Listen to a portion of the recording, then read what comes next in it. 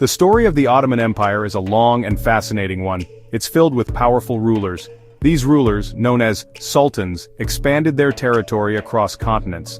One of the most famous, and perhaps most tragic of these figures was Bayezid I. He was born around 1360. His father was the great Sultan Murad I. His grandfather was Orhan, another key figure in the empire's early days. Bayezid grew up in a world of constant warfare and expansion. The Ottomans were a rising power. They were pushing their boundaries into Europe and Asia. This was the world that shaped the young prince. He learned about leadership and battle from a very young age. Bayezid was not just any prince. He was known for his energy and his fiery temper. These traits would later earn him a famous nickname, Yildirim, which means the Thunderbolt in Turkish. He was quick in his decisions and even quicker on the battlefield. As a young man, he was given important responsibilities. He served as a governor in Anatolia, the Turkish heartland of the empire. This was a crucial training ground. It taught him how to manage a large territory. It also showed him the complexities of ruling over different peoples. He proved himself to be a capable administrator and a skilled military commander long before he sat on the throne. His father, Murad I, was a formidable sultan. Murad had secured vast territories in the Balkans.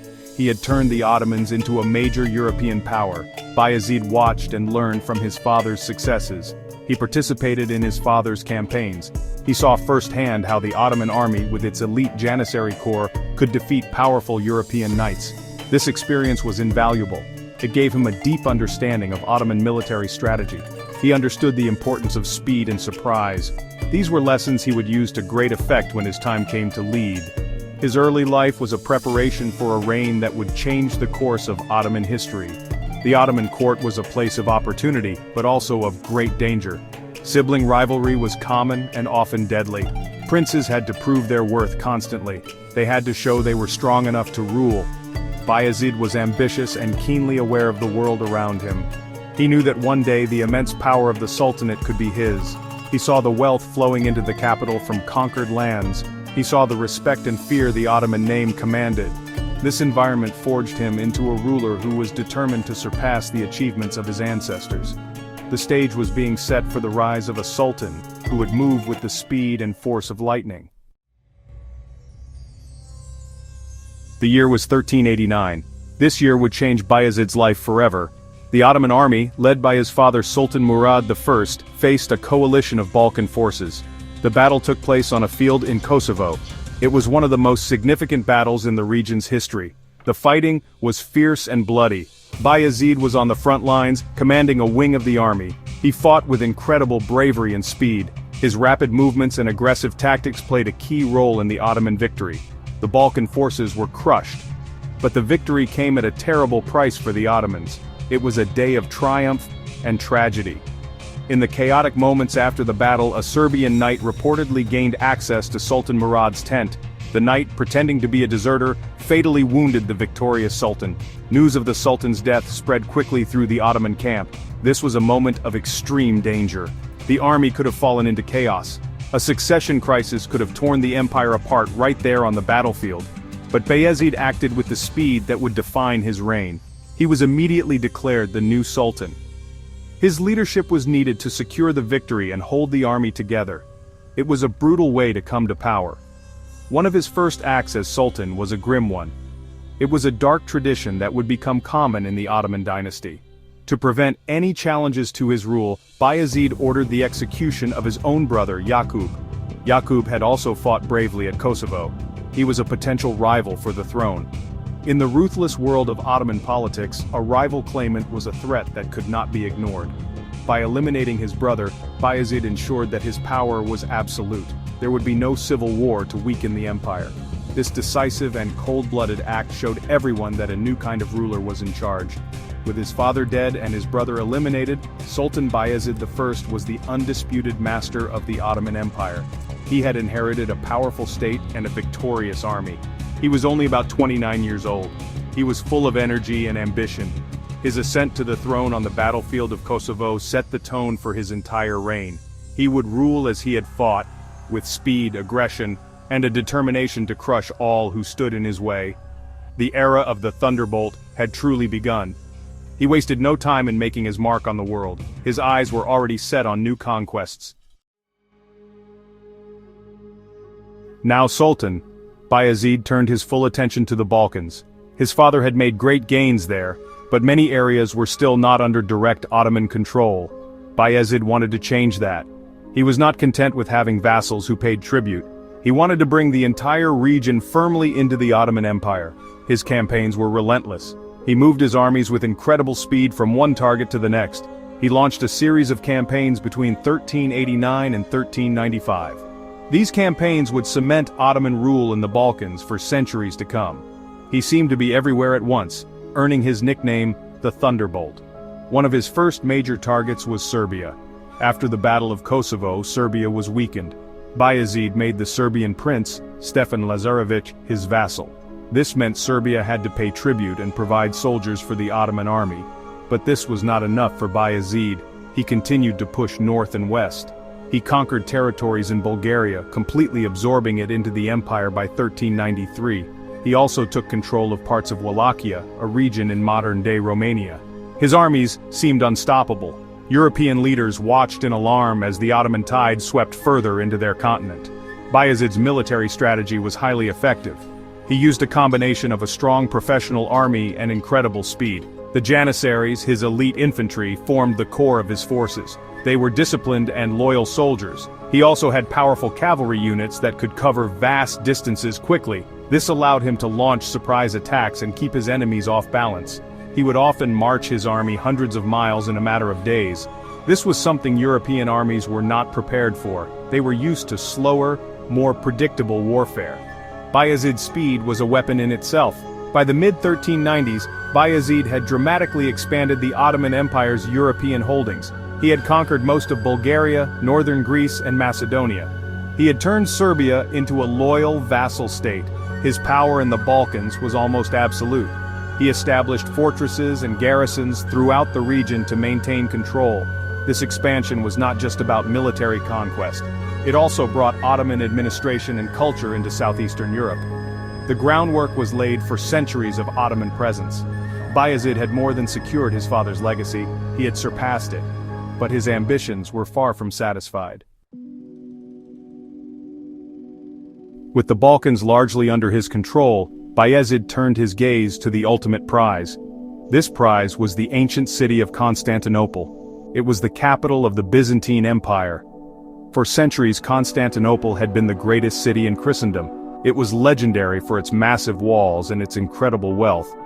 But by Bayezid's time, the Byzantine Empire was a shadow of its former self. It controlled little more than the city itself and a few small territories. To Bayezid, this weak empire was an insult.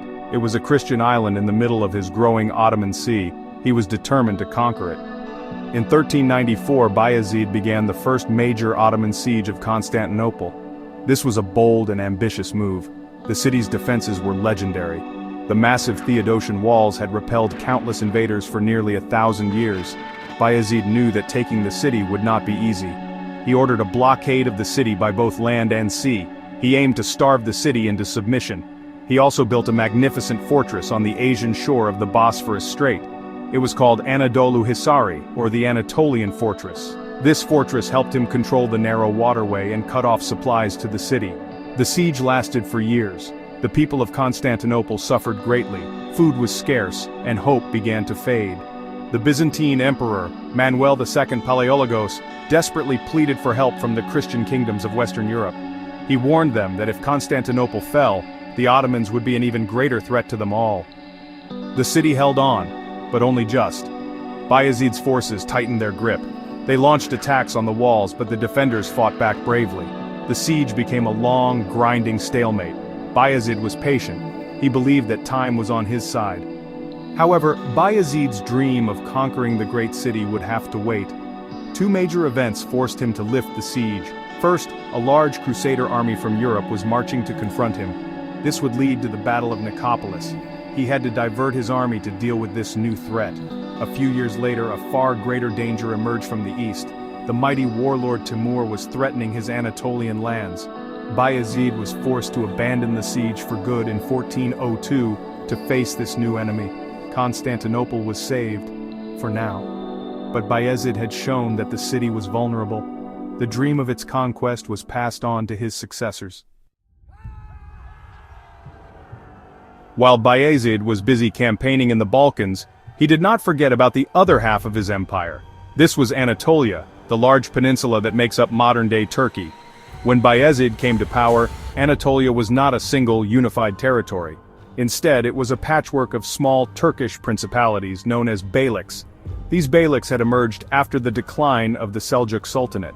The Ottomans were just one of these beyliks, although, they had become the most powerful. Bayezid had a grand vision. He wanted to unite all of these Turkish lands under his personal rule. Starting around 1390, Bayezid launched a series of lightning-fast campaigns in Anatolia. He used diplomacy, threats, and outright force to absorb the other beyliks. He moved with his characteristic speed, often appearing with his army before his rivals even knew he was on the march. One by one, the beyliks of Aydin, Saruhan, Mentesh and others fell to him. Some rulers submitted peacefully and became his vassals, others resisted and were crushed. Bayezid's methods were, honestly, pretty effective. Within a few short years, he had brought almost all of western and central Anatolia under his direct control.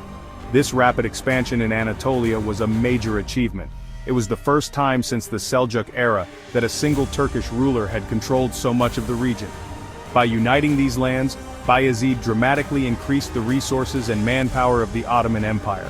He now had a vast and wealthy domain that stretched from the Danube River in Europe to the Euphrates River in Asia. In recognition of this achievement, he took on a new and powerful title. He called himself the Sultan of Rum. Rum was the old name for Anatolia dating back to the Roman Empire. This title declared to the world that he was the master of this historic land. However, his aggressive expansion did not please everyone. The rulers of the beyliks that he had overthrown were angry and resentful. Many of them fled east. They sought refuge at the court of another powerful conqueror, Timur, also known as Tamerlane. They complained to Timur about Bayezid's ambition and aggression. They urged Timur to intervene and restore them to their lands. These displaced princes became a source of political tension between the two powerful rulers. Bayezid's unification of Anatolia was a great success, but it also planted the seeds of a conflict that would lead to his downfall. Bayezid's relentless expansion into the Balkans sent waves of panic across Christian Europe. The fall of Bulgaria and the long siege of Constantinople were seen as a direct threat to Christendom. Calls for a new crusade to stop the Ottoman advance grew louder. The king of Hungary, Sigismund, was particularly alarmed. His kingdom bordered Bayezid's new territories. He led the effort to organize a grand international army. Knights and soldiers from France, Germany, England, and other parts of Europe answered the call. It was one of the largest and most magnificent crusader armies of the late Middle Ages.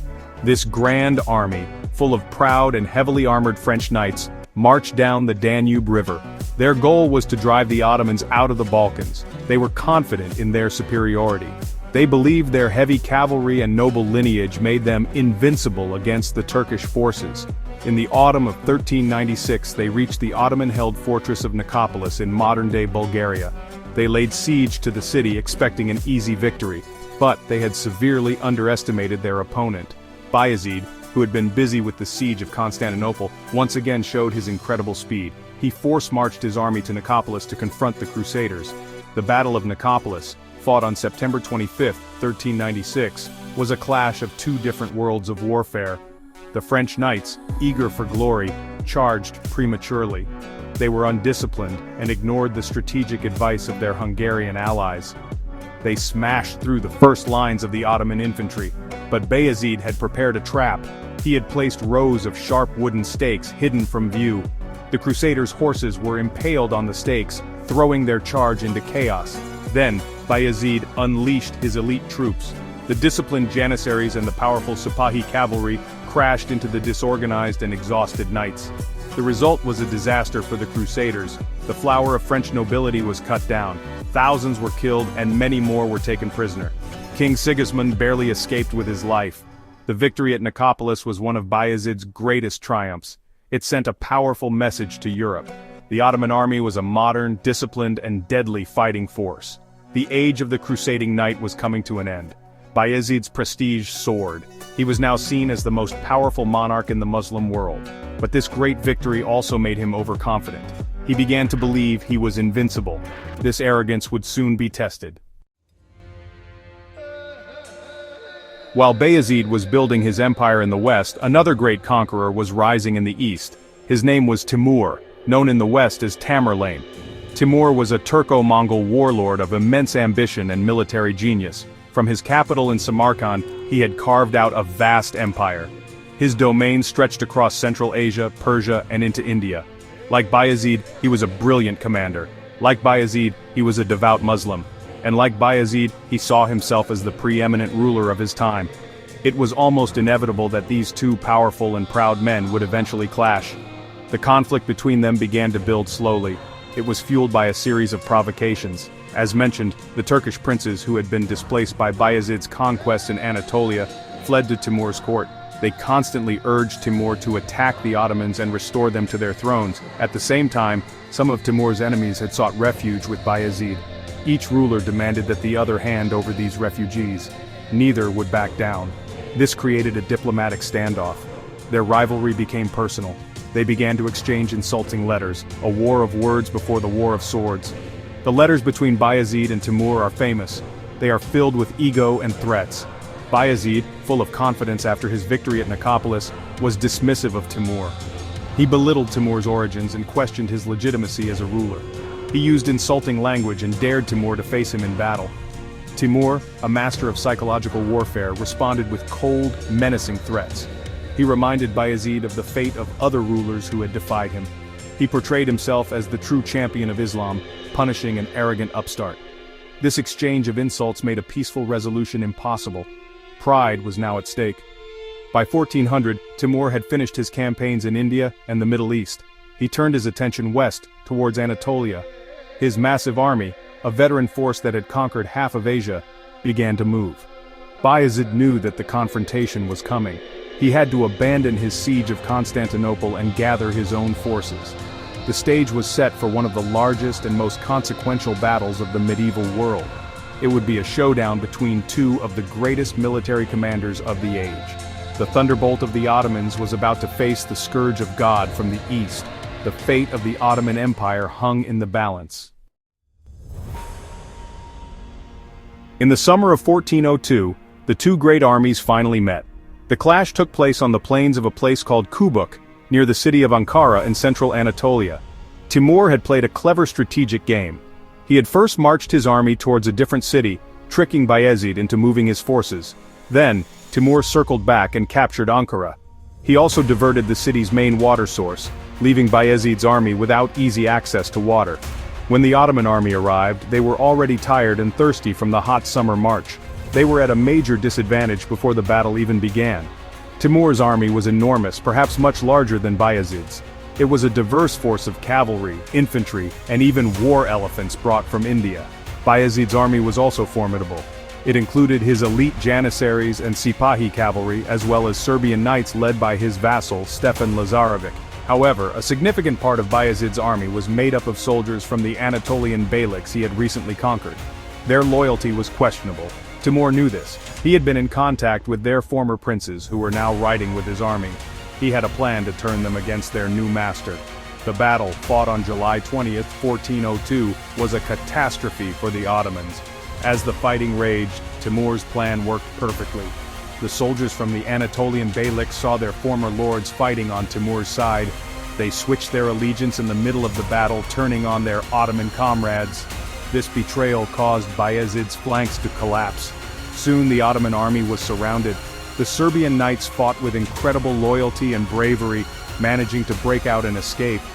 But the center, where Bayezid fought with his Janissaries, was overwhelmed.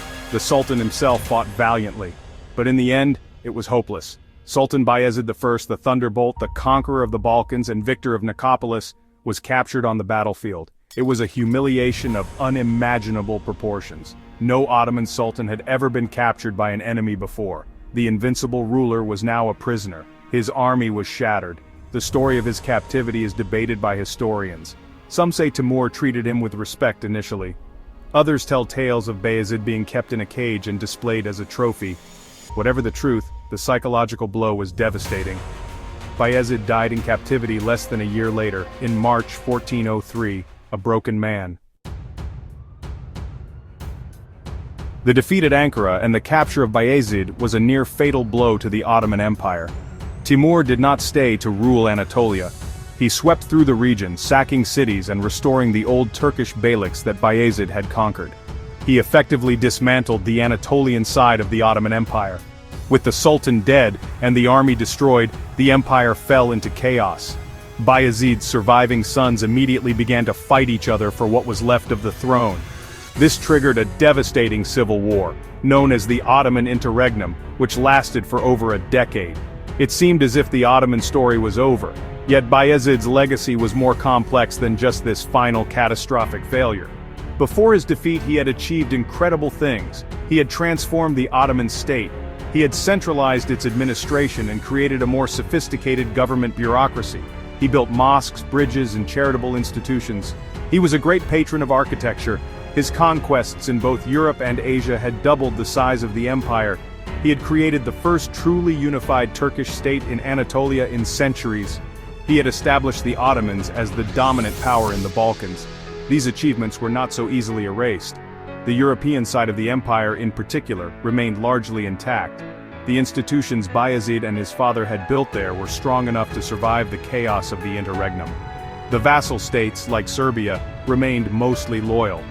The foundations he had laid were solid. This resilience allowed the empire to eventually recover. After 11 years of civil war, one of his sons, Mehmed I, emerged victorious. He became the new sultan and began the painstaking process of putting the empire back together. He is often called the second founder of the Ottoman Empire. In the end, Bayezid's reign is a story of incredible highs and devastating lows. He was a brilliant military commander whose speed and ambition knew no bounds. He brought the empire to a peak of power it had never seen before. But that same ambition and overconfidence led him directly to his doom. His reign serves as a powerful lesson in the dangers of pride. However, the empire he helped build was strong enough to survive even his catastrophic fall. The state he had forged in Anatolia and the Balkans would be rebuilt. Less than 50 years after his death, his great-grandson Mehmed the Conqueror would finally achieve Bayezid's deferred dream, the conquest of Constantinople.